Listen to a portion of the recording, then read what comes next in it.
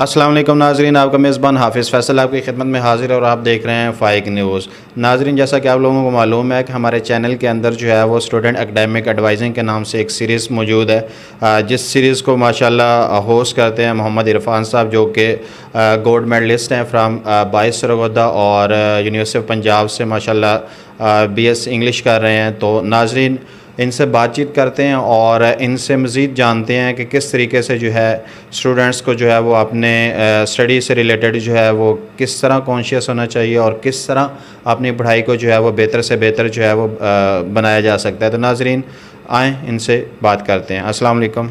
वालेकुम सलाम। कैसे हैं जनाब? अल्हम्दुलिल्लाह, आप कैसे हैं? जी, मैं भी ठीक हूँ।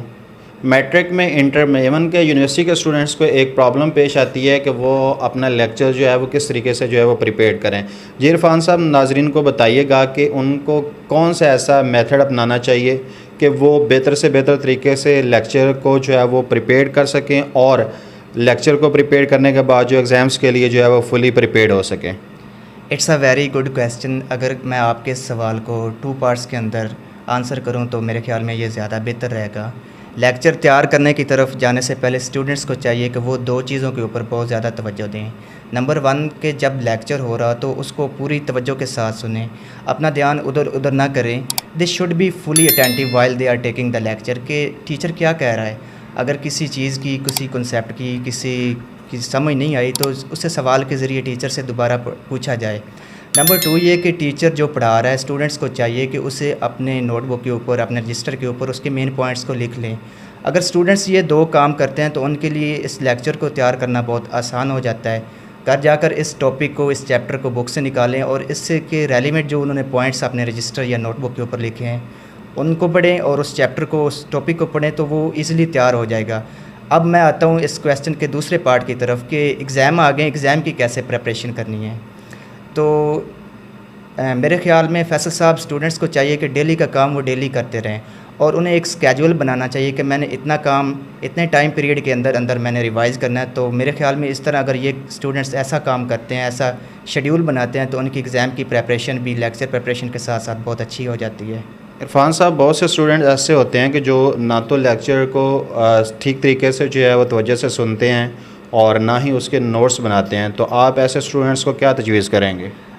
जी बिल्कुल फैसल साहब, ऐसे स्टूडेंट्स बहुत सारे होते हैं जो सिर्फ लेक्चर सुनते ही नहीं बल्कि उस पर तवज्जो भी नहीं देते। ऐसे स्टूडेंट्स को चाहिए कि उन्होंने जब वो टॉपिक या चैप्टर प्रिपेयर करना हो तो उसको बुक से निकालें, उसको स्टार्ट से लेकर एंड तक तवज्जो के साथ पढ़ें और कोशिश करें कि उसको समझें।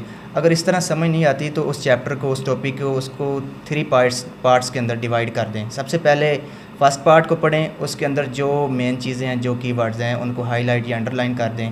इसके बाद उसको फिर मेमोराइज़ करने की कोशिश करें। इस तरह फिर सेकंड पार्ट को पढ़े, उसके अंदर जो चीज़ें उनको हाईलाइट करें और उसको मेमोराइज़ करें। फिर इसी तरह थर्ड पार्ट को तैयार करें। जब ये तीनों पार्ट तैयार हो जाएं तो फिर इसके बाद इन तीनों को इकट्ठा वो पढ़े। इस तरह जब वो तीनों पार्ट इकट्ठे तैयार कर लें तो अब वो बुक बंद कर दे, या तो फिर वो बुक बंद करके उसको ऊंची आवाज़ में पढ़ के अपने कानों से सुने या फिर लिख कर उसको अपनी आंखों से देखें। अच्छा, ये इरफान साहब बताइएगा कि जो ऊंची आवाज़ से पढ़ना है या लिखकर तैयार करना है, इससे क्या फ़ायदा होगा? देखें फैसल साहब, जो भी चीज़ हम अपने कानों से सुनते हैं या अपनी आंखों से देखते हैं वो एक अरसा तक हमें याद रहती है। इस तरह ही स्टूडेंट्स जब लेक्चर प्रिपेयर करते हैं, जब कोई टॉपिक या कोई चैप्टर प्रिपेयर करते हैं तो वो उसे अपने कानों से सुनते हैं या लेकर अपनी आंखों से देखते हैं तो ये इन्फॉर्मेशन जो उन्होंने गेन की होती है उनकी सेंसरी मेमोरी में स्टोर हो जाती है। अगर टॉपिक को स्टूडेंट ने अच्छी तरह तैयार कर लिया लेकिन उसके बावजूद जो है उसकी कोई क्यूरी रह गई है तो देन वो क्या करे?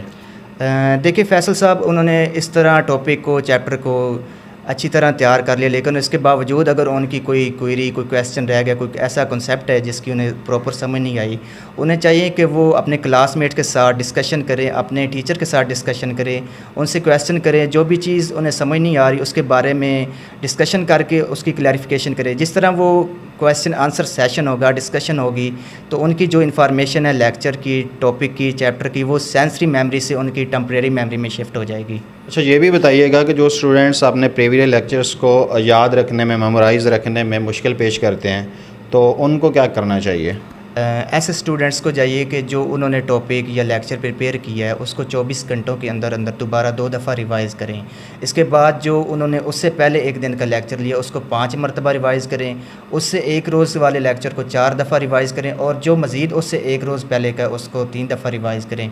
इस तरह स्टूडेंट्स जब एक स्केड्यूल बना लेते हैं कि मैंने ये लेक्चर, ये चीज़ मैंने रिवाइज़ करनी है, इस दिन करनी है, इतने टाइम पीरियड के अंदर अंदर करनी है, तो ये उनकी जो इन्फॉर्मेशन जो इन चैप्टर से, जो टॉपिक से लेते हैं, वो उनकी टेम्परेरी मेमोरी से परमानेंट मेमोरी में शिफ्ट हो जाती है और जब भी फिर वो इन चीज़ों को रिकॉल करते हैं, रिट्रीव करते हैं, तो बड़ी आसानी के साथ उन्हें वो याद आ जाती हैं। इरफान साहब, आपने बड़े ज़बरदस्त जो है वो मेरे क्वेश्चन के आंसर्स दिए, तो बहुत यूज़फुल लगी मुझे ये चीज़ें। इंशाल्लाह नाज़रीन को भी इसका बहुत ज़्यादा फ़ायदा होगा, तो मैं बहुत शुक्रगुज़ार हूँ आपका इस पर।